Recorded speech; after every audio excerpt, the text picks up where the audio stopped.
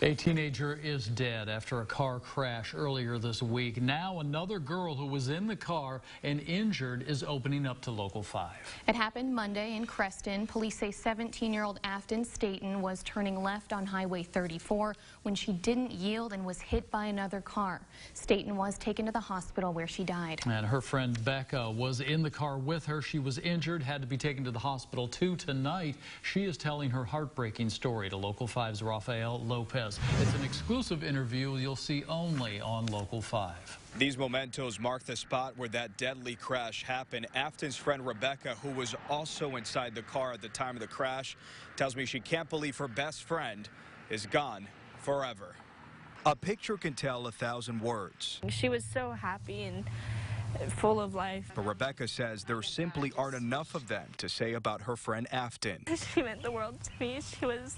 She was my best friend. Rebecca and Afton met years ago. They went to school together, spent time in church.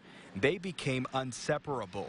She knew my struggles, she knew my thoughts, she knew what I was feeling before I knew what I was feeling.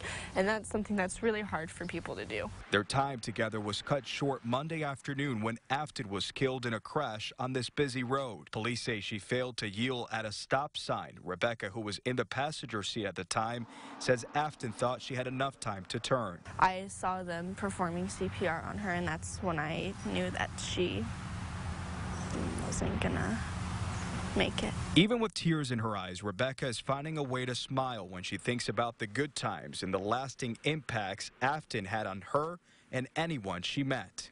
Rebecca admits this tragedy is too much for a 17-year-old to handle, but knows that Afton's purpose in life will live on forever. If I ever have the thought of, I think I can make it, I'm just gonna wait. And I think that's something that a lot of people can learn. You know, people make mistakes, but I just wish it wasn't that bad. In Creston, Rafael Lopez, Local 5 News, We Are Iowa.